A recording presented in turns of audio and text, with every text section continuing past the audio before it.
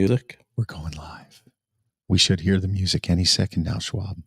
Any second. Let's hope. There it is. There it is. The Sports Porch, Philadelphia. We're back. We're back for another exciting edition of Philadelphia Sports by 4 for 4, the Grand Schwabini. The Grand Schwabini. I am the technical director, Chris, and we do use that term lightly around here. We do. But welcome to the Sports Porch Philadelphia. We are live right now all over the world, of course, on Facebook, on LinkedIn, on YouTube, on X. I want to welcome the Fantasy Alpha crowd into the neighborhood, as always. Absolutely. And we drop the podcast right after the show on the iHeartRadio app, Apple Podcasts, Spotify, or anywhere you get your friggin' podcasts. Anywhere.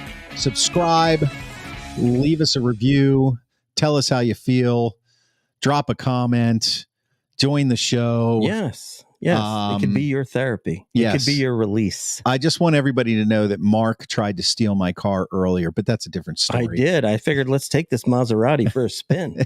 That's it. Now, listen here, sports porchers, as somebody we know would say, the Maserati does not belong to me. Okay. It's not mine. Okay. Therefore, I would not be that upset if it disappeared. Hey, I mean, correct me if I'm wrong. I had everything I needed to get to basically just break out and go. Yeah, you started the car. I started the car. The door was open. Right. Okay, so there's a lot going on right now. If you've watched this show before, thank you for being here. If you're new to it, the way we handle it is we deal with it in pages because Mark once wrote 4 pages of notes for this particular show. So we're going to start off tonight. Page 1. The Philadelphia 76ers. Oh, before we do that, I want to remind everybody that we do have the Sports Porch Philadelphia on YouTube. And of course, we encourage you to watch that. Yes.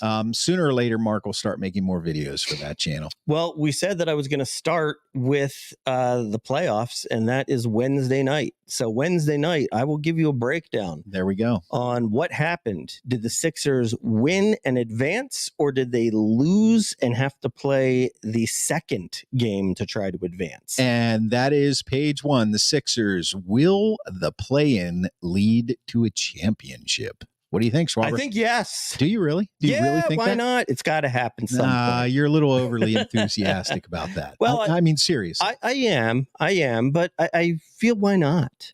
Right. You know, like, here's the deal. I mean, Embiid comes back. They finish the season on an 8-0 run. Right. You know, they're a very different team with Joel Embiid in the lineup.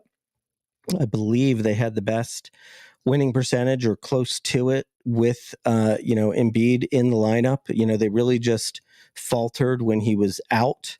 The thing that's actually kind of crazy is, you know, if ever there was a year where it was so obvious who the MVP of the league was, it's this year, Joel Embiid, because you see what the Sixers are with him and you see what they are without him. 8 in a row.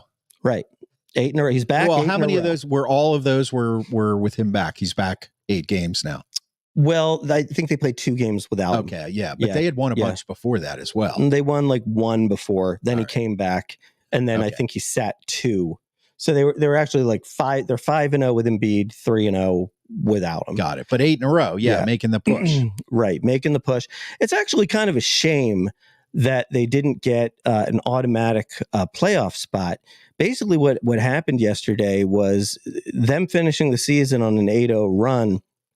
They needed either Orlando or the Indiana Pacers to lose yesterday, and neither one of them lost. Yeah. You know, and if they did, they could have finished in the 5th seed. Right. You know what I mean? Yeah. So it's like they basically, I think they all have the same record. It's just, you know, depending on tiebreakers or whatever. Right. But I'll tell you what, I mean, here's the deal. I think it's a good situation for the Sixers. Now they're playing the Miami Heat. Right. And you can't take the Miami Heat lightly. I mean, the Miami Heat is a dangerous team. You know, they made it all the way to the finals last year through the play-in, you know, as an 8th seed, right? Knocking off, I think they knocked off the Celtics last year. They did. And so, you know, look, they got Jimmy Butler, playoff Jimmy. Jimmy Buckets. When you have multiple nicknames, that usually means you're pretty good. Jimmy Buckets. And they got a great head coach, Eric Spoelstra, probably the best coach in the NBA, if not top 3. Right. And look, here's the bottom line: the Sixers are a better team than the Heat. Doesn't mean the Heat can't win one game, right? Right. It's basically the way it works. For those of you at home who don't know, the Sixers are the 7th seed. They play the 8th seed. The winner of that game makes the playoffs and becomes the number 7 seed. The loser of that game, plays the winner of the 9 versus 10 seed game. And then whoever wins that gets the 8th seed. Yeah. Okay? Doesn't it seem like they're starting to overcomplicate these things, or do you like it? Well, you know what? I actually agree. I think I agree with you in saying that it seems to be overcomplicated. Like, why shouldn't just the Sixers be the 7th seed and the Heat be the 8th seed and be done with it? Right. Right. I mean, it seems like that's what it should be to me. I mean, think about it this way: you play 82 games. That's not enough to decide. Yeah. Yeah. Well, they want to keep other markets involved. Right. Of course. Right. But at the same time, I think. And the reason why I'm kind of bullish on the Sixers, and I'm thinking that they could make a deeper run than they've made in past years, is simply because I think the play-in actually suits them well. So, for example, let's say the Sixers win their play-in game and they get the 7 seed on Wednesday. Mm-hmm. The 2 seed versus the 7 seed round 1 doesn't start till Saturday. Mm-hmm. Okay, so the 2 seed, who's the Knicks, they're off for a week. Whereas the Sixers can stay fresh and in momentum by winning a game, hopefully on Wednesday. Yep. Right. Yep. So they come in, charged, feeling some playoff success and in rhythm. And the Knicks just basically, you would hope they'd be cold because they haven't played. Yeah. They're stiff, right? Yeah. The other thing too is, kind of miraculously, the Milwaukee Bucks had been the 2 seed the entire league, the entire year. And then they, fired their coach and hired Doc Rivers, and they're under 500 with Doc Rivers. I think they're like 17-20. I still don't understand with Doc, going on there. With Doc Rivers. And of course, Giannis is hurt. Yeah. And there's thought that he might even miss like the first 2 games of the playoffs. So, but interestingly enough, because of that, just on the last game of the season, they lost the 2 seed to the Knicks. I mean, I got to be honest with you. If I got a choice between the Knicks versus the Bucks and Dame Lillard and Giannis, I'll take the Knicks. Right. Who basically have their second best players out for the season. Yeah. And Julius Randle. I mean, look, they got a nice little point guard, Jalen Brunson, and a few guys who can play. But come on, I mean, that shouldn't be enough to, get by Embiid and Maxey. Well, this is the kind of thing that where you have these play-ins and you talk about, whatever team you're going to end up playing against. They have maybe a 5-6, maybe even a 7-day break. Well, for the Sixers, it's kind of like what you don't want is you don't want the play-in game to be a game that goes into overtime and takes every bit of steam out of them. You want them to win and just win outright. And it doesn't have to be a blowout, but if they win by 5 or 6 points, okay, it was a game. And now they're on their game, and now, they're rolling into it. And so that's the other side of that argument. Yeah. And so here's the other thing is that they really have to win the game, because if they win the game, then they get the 7 seed and they get to play the Knicks. Right. Now, the way that the NBA works is they don't reseed after each round. Right. So then, the one team that's very scary in the East is the Celtics. As usual. Right. Yeah.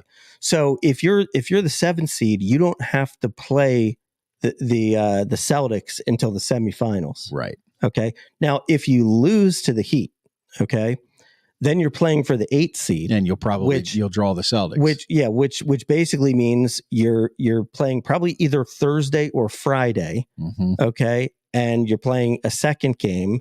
And then if you win the game, you play the Celtics in the first round. Right. So, so there's really a lot riding on winning this game on Wednesday. So, if they win this game on Wednesday, I kind of like their chances to finally get out of the second round and make the semifinals. Yeah, well, we talked about this many times while Embiid was recovering from his injury. I mean, he's fresh. Look, they're 5-0 with him when he plays, and he's come back, and he's basically starting his season now. Right. As opposed to, are his legs going to hold up? Right. So you hope he stays healthy, but if he's fresh and healthy, they're a force to be reckoned with. So, right. So, I'm excited for it. I mean, I think and it's also kind of one of those, it's sort of like the first time in a year or in several years where it's like, the Sixers are going into the playoffs without huge expectations. Yeah, that's true. You know what I mean? It's kind of like, all right, look, it's been a rough up and down year. They're playing in the Miami Heat in a playing game. Hopefully they win. It's not like, well, they got to get out of the second round or it's a disaster. Yeah. Because they're not the 1 through 3 seed like they usually are. Right. And first year with a new coach who's done a spectacular job given the hurdles that they had to try to get over this year. And so, I like their chances as well. Now, Hardcore for All on YouTube says, "Where is the porch?" And then they wave. I think they're trying to get our attention. Where is the porch, Schwaber? Well, it is at YouTube. It's youtube.com/ at Philadelphia Sports Porch, one word. Yeah, well, he or she is watching on YouTube. I think they're just asking where's the porch because we're not sitting on the porch. Oh, okay. Okay. Well, we started our show years ago on my porch outside. We've moved down to the interior porch, which is the studio. At some point, the porch will make another appearance. Right. And during the warmer months, we like to go out to other porches. Right. And do our show. So thanks for being here, Hardcore for Now, All. Steve asked the question, is Miami any good? I would say yes, but you wouldn't know it by the way they played this year. Now, one of the things that I think is sort of kind of disappointing about the NBA in terms of an overall product is that a lot of these teams just don't really care too much about the regular season. It's like, look, like last year, the Heat was in a play-in game and then they rode their talents to the finals. Right. Because look, they got Jimmy Butler, who's, clutch playoff player. They got Bam Adebayo, who's a really good center. They got Tyler Hero, a guy who can light it up from 3. I mean, they've got a lot of good players, but, the bottom line is it's like, knowing Jimmy Butler, because he played for the Sixers, like he starts playing the game like midway through the third quarter. Right. You know what I mean? Yeah. And it's kind of like that too. Is something that I think actually is almost kind of like embarrassing for the NBA is, in the East yesterday, at every team was playing their final game, at least in the East, at 1:00. And it could have been like must-watch TV because, you had the Sixers and the Pacers and the Orlando Magic all fighting for 5, 6, and 7. Mm-hmm. Okay. Mm-hmm. Now the Sixers just had a bad team, Brooklyn, so they played Brooklyn and they killed them. But the Bucks played the Orlando Magic, and it almost seemed like they were tanking. I mean, they got beat by like 30 points by the Orlando Magic, and the Pacers scored like 85 points in the first half. Wow. I think it was against the Hawks. I mean, are you serious? Right. Like, I think they scored like 162 points and won by like 42. Like, it's almost like, what are these teams even doing? Like, to be honest, and I heard some folks talking on TV today, and they were saying they think that the Bucks actually purposely tanked because they didn't want to play the Sixers in the first round. Right. Right. What day are we talking to? Yesterday or Saturday? Yeah.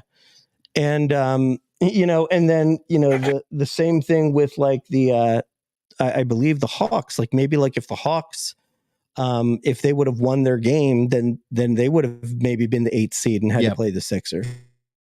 the Pacers scored 157 points. They scored 86 points in the first half. I mean, that's insane. That's a whole game's worth of points. Yeah, that is a whole game's worth of points. I mean, it's insane. But the scoring yesterday was pretty high across the board. The Nuggets scored 126, the Lakers 124, the Thunder scored 135. So anyway, I'm getting your point here. So, but anyway, it's it's playoff time. It'll be more exciting now. Now there's no tomorrow for anybody. Except if you lose the 7-8 game, you get one more chance. Yeah, there is one more tomorrow. Right, yeah, there is. There is. Yeah, but we're getting close to no tomorrow. Right. We're getting close to the day after tomorrow. Yeah, and remember when I was telling you, this could be the year where, finally Embiid is healthy for the playoffs, and maybe that's the year that they knock off a team like the Celtics. Yeah, Hardcore says, I'm not afraid of these teams until we get to Boston, and the Pacers are dangerous, so are the Sixers. Mm-hmm. Yeah, I mean, I like you said, I think you summed it up best when you said that the expectations this year are not nearly as high as they were in the previous years. And when Doc Rivers was the coach and every year they were the 1, 2, or 3 seed, it was like every year the pressure got greater and greater. So this year you had Embiid go down in basically what amounted to the beginning of the season, maybe a quarter of the way through. It's like midway through. Right. Yeah. And it's kind of like, okay. And again, we talked about this on many episodes. If they can tread water and Embiid is able to come back fresh, they got a shot. Well, here we are. Mm-hmm. And they got a shot. Right. They got a shot. And you know what? I would actually say that the NBA, much like the NHL, they're the two sports where a 7 or 8 seed could actually do damage. Yes. Oh yeah. Well, it's the Heat made last it to the finals, right? And there have been plenty of lower seeded teams in the NHL that have actually won the cup, right? Exactly. As opposed to the NFL, which is very difficult. So Wednesday night, what do we have to wait? We got one more comment coming in from Steve here. Which is better for the Sixers, high or low scoring game? What do you think, Schwaber? I would say a high scoring game, because if the scoring is high, then that means that Embiid is hitting his shots. That means Maxi's hitting his shots. And that probably means a role player like a Kelly Oubre or a Tobias Harris is hitting shots. Yeah. If the Sixers score, they're going to win. Right. The trouble will be if the Sixers' key players aren't scoring and Miami is playing a good defensive game. That's where they could get into trouble. So let me get this straight. What you're saying is, if the Sixers score points, yes, they will win the game. But if they don't score points, they will probably lose. You're right on. Yeah, man. You're right. You got it. You've been learning. You've been learning from me over the years. That's absolutely. Right. Yeah, I'm starting to pick up on this. Yeah, absolutely. That's great insight there. So Wednesday night after the game, now you got to remember, I'm not going to be available until 9:00. Okay. Oh, actually, it's going to be more like closer to 10. Okay. So if you need a little technical assistance, we're either going to have to set things up before 1 in the afternoon, or after the game, because I know how you roll when you're your own technical director. Yep. Look, so hardcore for all, solid analysis. Thank you. He agrees. Thanks, man. Hey, hit that subscribe button on the YouTube channel. We don't have a whole lot of subscribers yet. The Philadelphia Sports Porch YouTube channel is somewhat new, and the Grand Schwabini is probably one of the biggest and he's definitely the most knowledgeable Philadelphia sports fan I have met in my entire 53 years of existence on this planet. I will say this. I'm going to make another just throw it out there. Yeah, I'm just going to, hot take. Okay, go for it. If the Sixers shoot the ball at a higher percentage than the Heat, they will win the game. They'll score more points. They will win the game. All right. They will win the game. Yes. That is some incredible analysis, Schwab. Yes. Incredible. Thanks for watching the Sports Porch Philadelphia. We're moving on to page 2, flipping the page over. Let's talk Flyers. Now, my understanding of what's happening right now with the Flyers is they have one more game. They looked, 3/4 of the way through the season, looked like they're not cruising, but looked like a playoff spot was on the borderline of being inevitable. Right. And then they had a late season collapse. Right. And now basically it's a must win for their last game and they have to get some help. Exactly. Right? Exactly. Okay. So, it's very sad to say that I believe it was March 22nd. They said that the Flyers had an 88% chance of making the playoffs. Yeah, it was 3 weeks ago. Okay. Yeah. That was 3 weeks ago. Yeah, 3 weeks ago. And in that time, with a couple loser point games in between, they essentially lost 8 in a row. Mm-hmm. And it really and not only did they lose, but my gosh, they lose badly. Yeah, I'm looking at this streak right here. They lost God. They lost 9-3 to the Devils or something. No, they lost 9 to their worst loss was 9-3 to the Canadians. Right. Bad teams. They lost to the Blackhawks 5-1. Ugh. Yeah, that hurt. That's disgusting. Yeah, and all right, I don't want to hear it anymore. Sorry. But hey, here's the good news. The good news is that's right, hardcore. If they would have lost out, the last 3 games of the season, I would have felt, very disgruntled with the season. Okay. But why? Because that would complete the collapse. Because it was a total collapse. Got it. Now, even though you could call it a collapse, them not making the playoffs, I feel like they fought through some adversity. Right. They had to win the last, starting with the game against the Rangers, they had to win the last 3 games, including against the Rangers, the team with the most points in the NHL. Yep, 112. And they've won 2 games. They beat, what was it? The Rangers was a 5-2, maybe? 4-1. 4-1. Yeah. And then they beat the Devils 1-0. And I know the Devils aren't that great, but you know what? When you have to win, and the one goal that you get is on a shorthanded goal by Travis Konechny that leads the league in shorthanded goals. And your goalie pitches a shutout. And our goalie pitches a shutout. And I think it tells you a little something about the goaltender too, because honestly, I thought he was completely cooked. But looks like he's found himself a little bit of a second wind. Yeah. Now, and look, here's the bottom line. The good news is no matter what happens tonight, the Flyers will still be alive tomorrow night when they play the Capitals. So essentially what they have to do is they have to beat the Capitals, and they have to hope that the Detroit Red Wings and the Capitals cannot get any more than 2 points, I believe. And the Penguins, I think, cannot get any more than 3 points. If that happens for some reason, they win a tiebreaker with the Penguins. Yeah, I'm actually. You sent me this text earlier today. The Flyers will be eliminated if they lose to the Caps, or the Red Wings earn 3 points in their final 2 games, or the Penguins earn 3 points, including a regulation or overtime win in their final 2 games. Okay. Or the Capitals beat the Bruins in regulation, of course, overtime, blah, blah, blah. It's a little too complicated. They get a better result against the Capital and the Red Wing, blah, blah, blah. So it is very convoluted. Yeah. Here's the bottom line.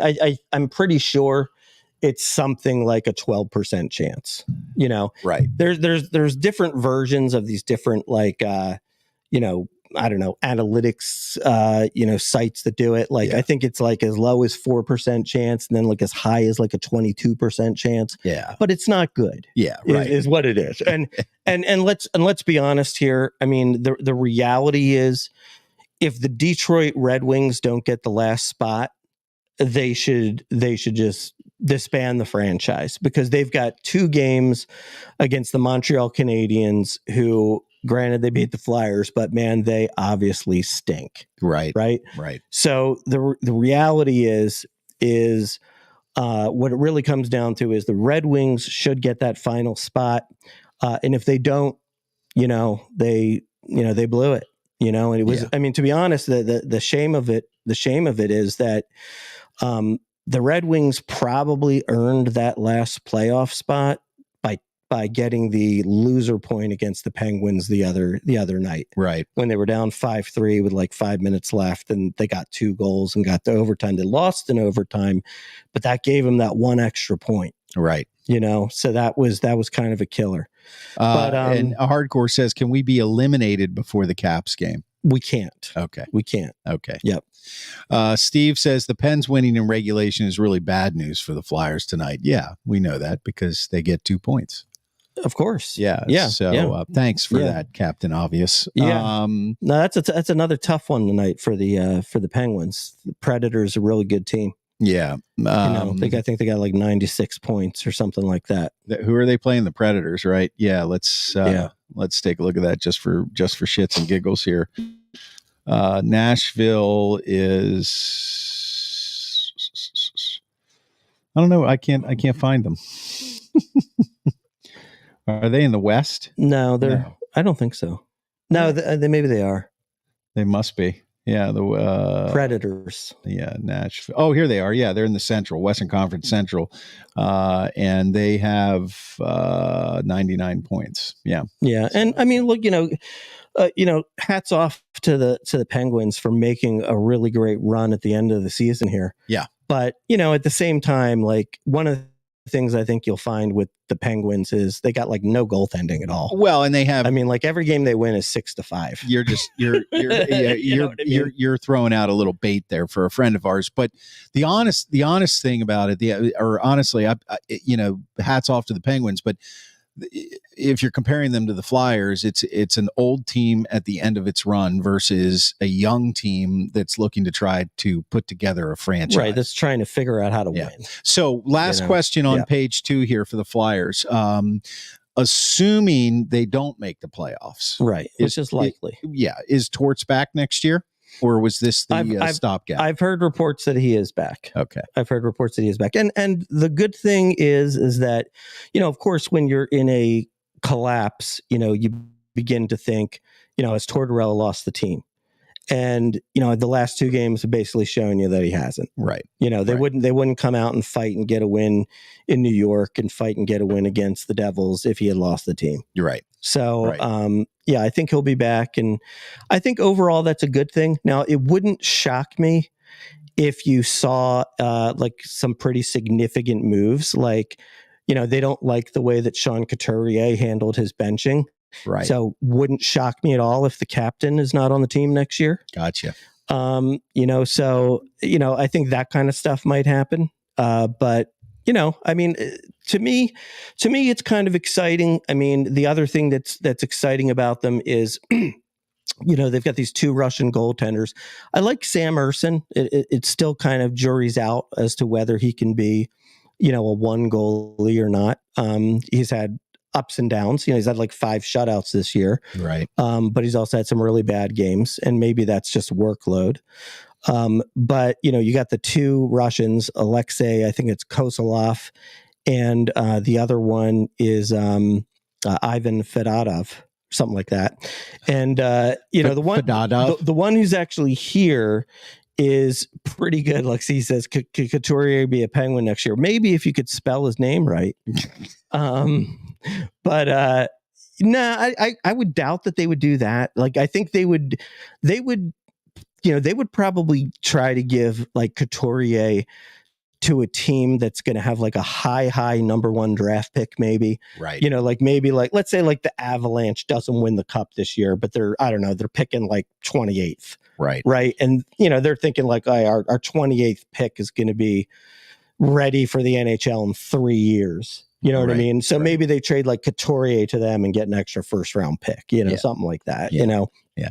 See, Steve, he doesn't have to spell it. He can say it because you're listening. Right. Yeah. But, but like, apparently like this, the one who's actually not with the team right now, the one who's in the minors, this Alexei Kosalov, I believe his name is, he's the guy who's supposed to be like, a real stud. Like I saw a thing the other day and they ranked the Flyers prospects and he was their number 1 ranked prospect, even above that, the Russian guy that we drafted number 1 this past year. So, I think that there's good things to come. But it all takes time. We'll see. Takes time. We'll see. It all takes time. Okay, we're going to move to page 3 in a second here, but thanks. I want to remind you again, you're listening to or watching the Sports Porch Philadelphia on Facebook, YouTube, LinkedIn, X, all over the world. And in case you missed it, we're going to drop the podcast on the iHeartRadio app, Apple Podcasts, Spotify, or anywhere you get your friggin' podcasts. Subscribe, leave a review. We would absolutely love that. Thank you for being with us. Page 3. Oh, the Phillies. Why can't the Phils ever get off to a fast start? I mean, they just split 2 with the Pirates. Zach, I was watching that game. Yeah, was it yesterday? They were. Yeah. I was at Purgatory down at the waterfront. Yeah. with my wife, and I got lucky because they seated us in a way where I could watch the game without her really knowing I was watching the game. You go. And it looked at the time like Wheeler and Keller were dueling. It was pretty good. And then we leave, and I get home, and I find out that Jack Sawinski hit a grand slam, and Wheeler's wheels basically came off. Right. So what's going on here? Oh, and that Brandon Marsh play where he let the ball get by him. Yeah. He seems to do that a lot.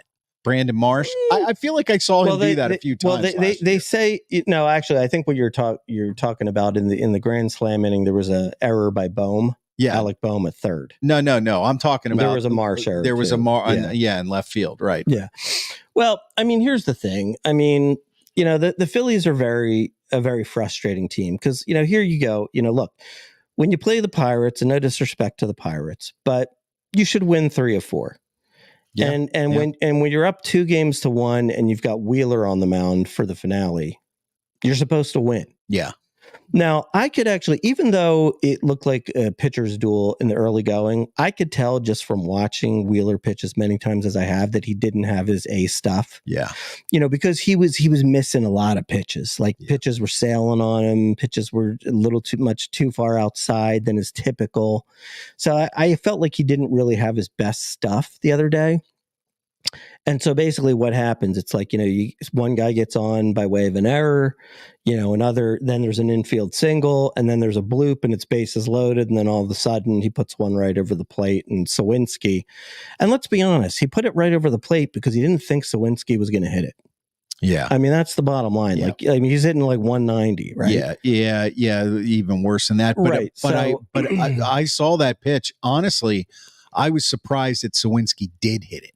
Right. And it did not look like a home run swing. He really had to reach for it. Yeah. No, so, that's actually a credit to him. Yeah. Good for him. And the ball didn't sail. It was more like it was a line shot. It was a line shot, but it wasn't like a blast. Right. So it was almost like the wind, because doesn't the wind blow out? I think the wind got it a little bit, but But the bottom line is that like I was listening to a national show today.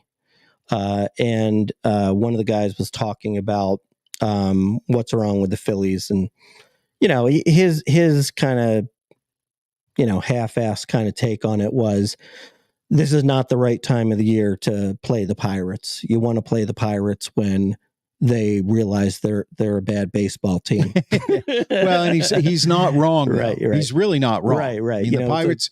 I saw a projected wins for the Pirates. Yeah. I saw a graphic about projected wins for every team, and they're projecting the Pirates to win like 90 games based on, or almost 100 games based on their record right now. Well, and we know that's not going to happen. Right. So, But the Phillies. I mean, look. Here's in a way. Look.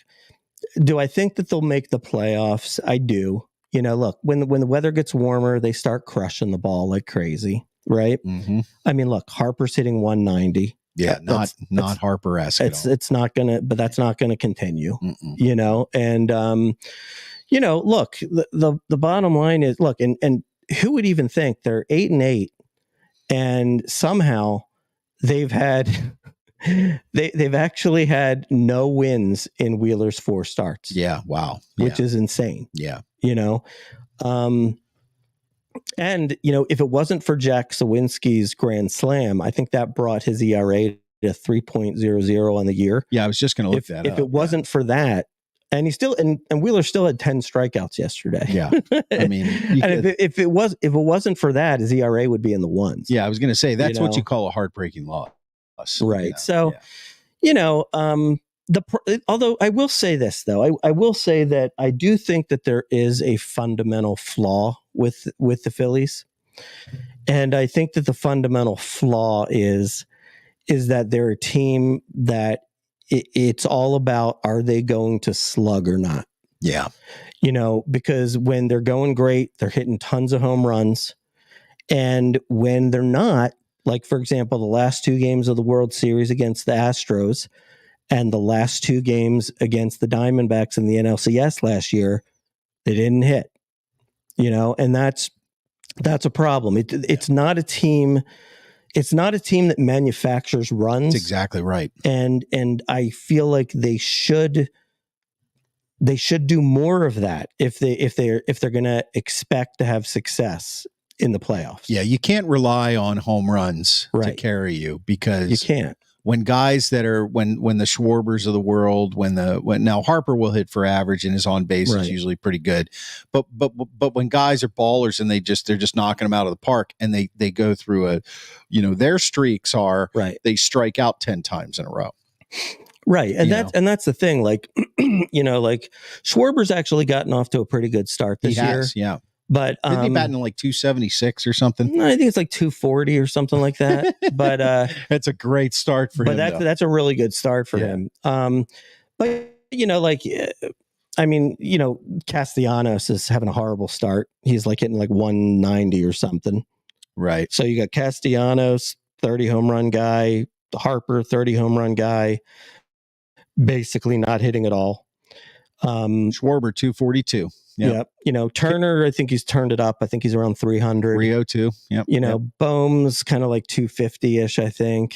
His OPS, Turner, is 768. So that's pretty good. So as far as strikeouts go, you got Marsh is leading the team, and Schwarber. Marsh is actually having a good year offensively. He's hitting like 320 or something. 313. Yep. Yeah. So here's the thing that I find interesting, and this is just, I think, across the league. And the Phillies are not really known for this, but it's still an interesting thing. Last year they instituted the pitch clock, and for the first, 20 games, first quarter of the season, first 30, 40 games, stolen bases like crazy. Right.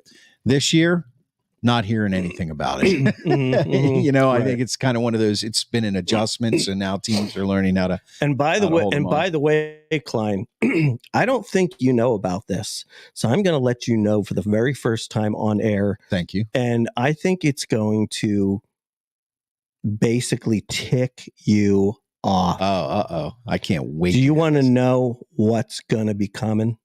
What's coming? Oh, no, don't do it. Seriously? Yes. Do you know what I'm saying? The automatic umpire, the strike zone. No, I'll tell you what's going on. Yeah. So now it's not to a huge extent. Okay. But they're doing it in the minors, testing it out. Okay. And what it is you have like 2 challenges a game. So you can only challenge 2, but it's pretty good though. Like, cause like, let's say it's like, let's say it's like bases loaded and you're losing 4-3. Right. Okay. And there's 2 outs and it's a full count, and there's a ball that looks pretty damn outside and you get rung up, you can challenge it. And if it's a ball, 4-4 game. Really? Next guy's up. Yep. I hate that. I actually kind of like it. I hate it. You know what? I do kind of like it because you know who Angel Hernandez is, right? Yes. He's assumed to be like the worst umpire of them all. Worst. Right. Like, did you see like the what they did with him yesterday? With like he's calling people out on like balls are this far outside. Yeah, I think he's doing it on purpose. He probably is. Yeah. But yeah, it's going to come in some form at some point in time. Please, God. And for you guys that are new and don't watch all the time, I am dead set against the automatic computerized strike zone. Not because, I get the accuracy thing. Yeah. But I think when you start to remove too much of the human element from a game, you kind of turn it into a quasi video game. Mm-hmm. And I just don't like that. I like the passion involved in that kind of thing. Now, that being said, there's not really a lot of disciplinary action, if any, taken on umpires that consistently call horrible games. Right. So I don't think they have a very good review process in place. Right. And that union is pretty strong. And let's face it, there's not like a backlog of people that are training to become umpires anymore. Right. Right. So, there's a fine line that you have to walk for that. But when you start to automate everything, when you start to analyticize and Amazon eyes, if I can, everything, now it becomes a video game. And to me, here's the thing. I'm an old school guy. Right. Well, I agree with you for the most part I don't mind the idea of being able to use it once or twice in a game, and like the idea too behind using it once or twice in a game is like, you got to save it. You got to save it for like the 8th or the 9th inning when it really matters. Yeah, but what I'm saying is that the whole game. Yeah, okay, I get it. I'm praying that doesn't happen, but I also understand that change is part of life and technology rolls on. Right. And right. I'm not going to be able to stop it. You won't. And it's not like I'm going to be able to get a bunch of people. You can't stop the technology train, Klein. To block the Brooklyn Bridge in protest of the automatic strike zone. You can't stop it. Yeah. All right. Well, look, the Phillies right now, as they sit 8-8, and again, we're going to be saying this for weeks. It's early. It's early as usual. It's early. So I know it's early, but it's just annoying. Now they're actually playing 3 games against I think the White Sox and the Reds. Is that right? Yeah, I'll pull it up here. So I think they're playing a combined record of like the Rockies. The Rockies, right? The Rockies. And I think tonight actually. Right. Right now, actually. And I think that the Rockies are 4-12. Is that right? I don't know. I'll have to find it in a second. Yeah. And then they play the White Sox, and I think they got a horrible record too. Yeah. So, look, you got to at least go 4-2 in these games, if not 5-1. Well, you got 3 in Colorado, 3. No. These are all home games. 3 Colorado's in town for a 3-game set. Then Chicago's in town, the White Sox, that is. Then they go to Cincinnati for 4, out to San Diego, then Los Angeles Angels, and then they come home again. So, I mean, again, early in the season, I think it's less about who you play right now because it's early in the season for everybody, and it's more about go Aaron, first pitch ahead. Oh, okay. Nola. Yeah, Nola's up. Nola's on the mound. It's Nola day. Nola day. I think it's less about who you play in the beginning of the season and more about how you right your ship and get into a groove. Well, that's the thing. That's the thing. The Phillies just have a lot of players that are not in a groove. Yeah. And that's frustrating. And that's why they're 500 because because half the team's doing well and half isn't. Yeah. Well, and I think this is characteristic of the Phillies of the last 3 or 4 years. They don't always get off to a great start. Well, that's true. And maybe I should back up a little bit, because, the bad starts of the past couple years have been significantly worse. Yes. Like they've been like 10, 12 games under 500 the last 2 years. Yes. So the fact that they're 500 right now is maybe actually a decent thing. But I don't know. It's just, I don't know. I'm finding the team just to be a little bit irritating right now. But that's you every year with the Phillies. It really is. You get very irritated. Yeah, you complain all year long about the way Topper manages things based on analytics and all this kind of stuff. And I always bring you back down. I always say, look, wait till... Well, but you know why? They'll make a push in August. But you know why? But you know why? It's because they've got enough talent that they could win the whole thing. Yeah. But it's just like I'm beginning to think like it might not happen. Yeah. Well, I mean, you and everybody else who roots for a team in professional sports. Well, right. I know. It's hard to win. Yeah, it is hard to win. Okay, moving on to the last page of the day. The Sports Porch Philadelphia live right now and every Monday night at 6 p.m. Eastern Time on Facebook, LinkedIn, X, and YouTube, and dropping the podcast after the show on the iHeartRadio app, Apple Podcasts, Spotify, or anywhere you get your freaking podcast. I'm still trying to figure out how to frickin' or freaking. Freaking or frickin'. I don't know. How do you say it? I think you say frickin'. I think if getting freaky is a little different. Getting freaky. It is, especially for you. So page 4, it's, this is the time when we're starving for football. And before I'm going to put page 4 up there, Eagles, Devonta Smith and draft thoughts. But I want to tell you this.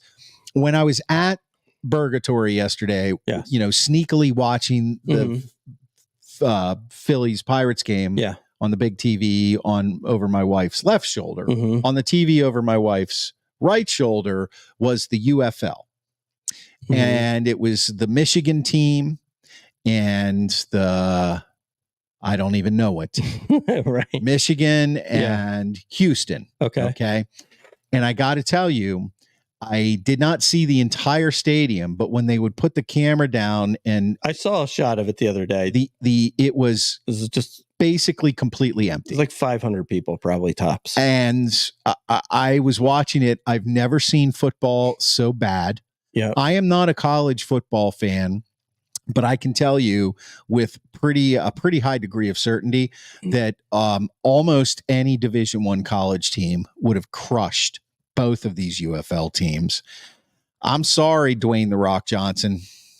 This ain't going to work. I don't know why they keep trying to make I don't it work. either. I want so badly for there to be something about it that brings me to it. But at the same time, with as watered down as a lot of the NFL product has become, you can't deny the fact that the elite, the best, and the hype and the league. I know the NFL is involved with the UFL at some point, but I just don't like. It's like, okay, so why you're not competing against yourself because it's on the off season, right? But aren't you really competing against yourself? Because it's like, who in the hell? All of us who love professional football, which is a huge portion of the American public and around the world, when we look at this product on the field, there is absolutely no reason to get excited. I mean, this is what I think. I mean, and I know a lot of people will be very against this, especially people that are like, all American, and I'm all for America too. Right. But that's a good thing. But I think kind of like, why are we doing this whole Europe thing if we're not going to bring football there? Like, I think it's been proven that they've sold Wembley Stadium out enough times. Like, let's give a team to London. Let's give a team to Berlin. Let's give a team to, Paris. Let's create a division of 4 teams in Europe. And that'll be one division. That's not a bad idea.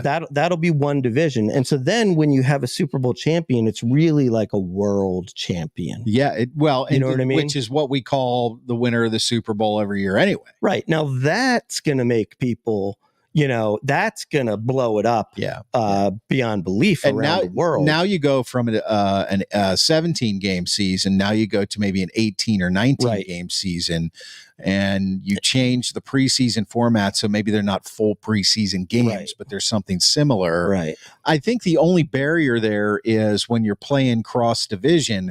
That's hard on those teams to have to travel like that. It is. But again, it's a brutal season, and a lot of teams flip flop coast to coast anyway. Yeah, and I would want it's part of the NFL. I'm with you now.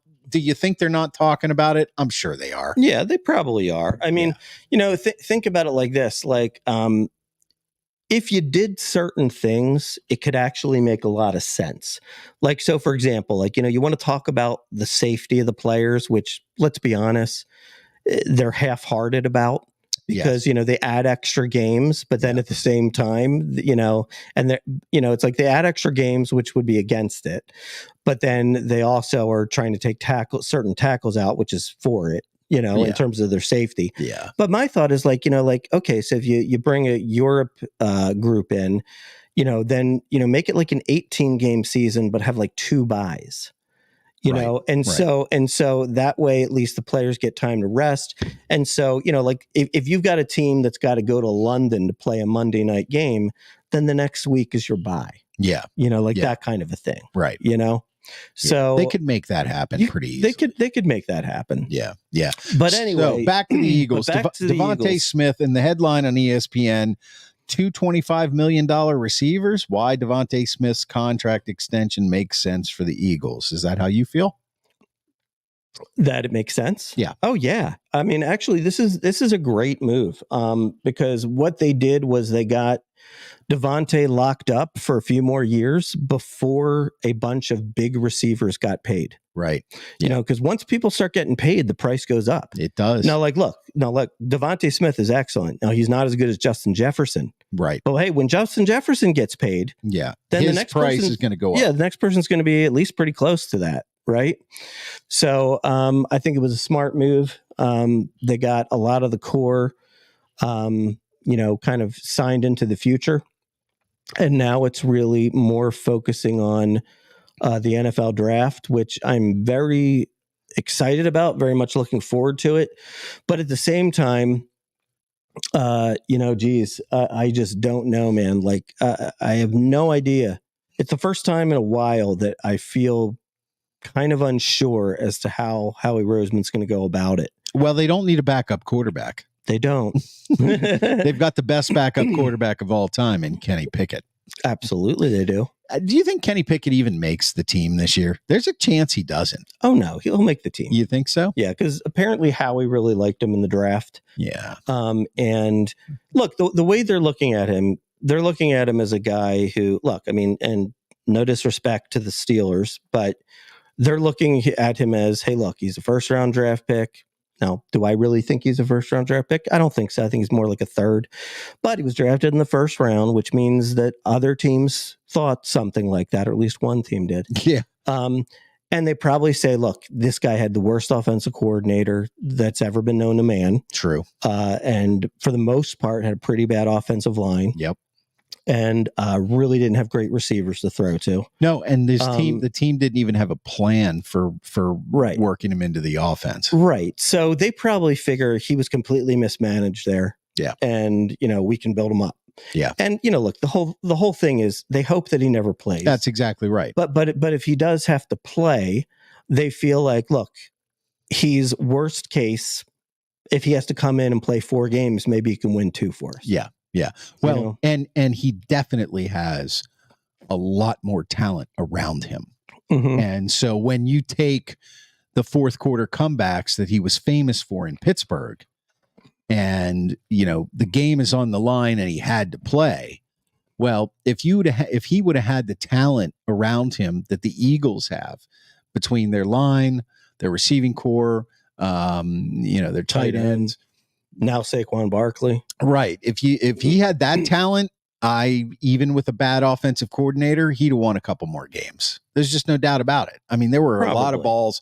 Well, there were a lot of balls that he threw that the players just flat out dropped, or they were running the wrong route. So and he also did throw some bad passes. Of course he did. But I also think that he part of the reason why he threw a lot of bad passes was because he was too jumpy in the pocket.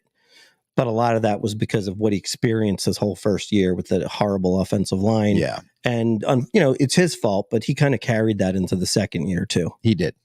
But that's not really the important thing here. Yeah. What puzzled me with them acquiring Kenny Pickett was just that I personally think that he is so bad now that even as a backup, I do not think that Kenny Pickett is an NFL quarterback. That sounds strange coming from me for other reasons, but I think he's a backup. I think he's a backup. I think he's going to have to prove he's a backup. But I think here's the thing, like, what you sort of do in taking a flyer on him for is this. Look, I think he's a backup. And I think he can be a decent backup, like a backup that when he plays, you feel like it's not automatic that you're going to lose the game. Right. Right. Now, but there's also a chance, right? Like there's a chance, like, let's just say, and I hope it doesn't happen, but let's just say, Jalen Hurts gets hurt. Right. And he's going to be out for the last 6 games of the season. Yeah. Okay. And Kenny Pickett comes in and goes 5-1 and looks really good. Okay. Now you can trade him for like a 2nd-round pick the next year. I mean, so there's only an upside here. I see what you're saying. Steve wants to know if the Eagles D is going to be worse this year than last year. It could be. You think it could be? I mean, well, Reddick's gone. Reddick's gone. I mean, I guess you could say that Reddick for Bryce Huff is kind of a wash. I mean, I would say that Reddick is better, but also Reddick doesn't play the run very well at all. But he's going to get more sacks, I'm sure. But you could say that that's a wash. I mean, bringing in C.J. Gardner-Johnson to play a safety role. They tried Terrell Edmonds. That didn't work. Then they brought in the guy from Tennessee. That didn't work. So that's an upgrade. I think Devin White is an upgrade at linebacker for sure. But I think that they're still weak at corner. I think that, Fletcher Cox is a big loss. Jordan Davis and Jalen Carter. I'm pretty confident Jalen Carter is going to be a stud.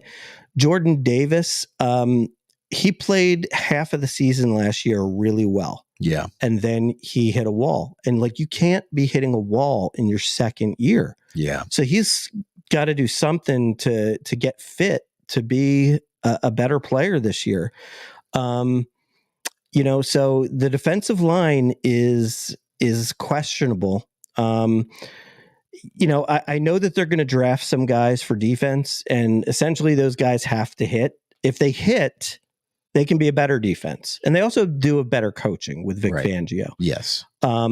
If they hit their draft picks, they'll be a better defense. If they don't, they're going to be about the same. Now, I will say this,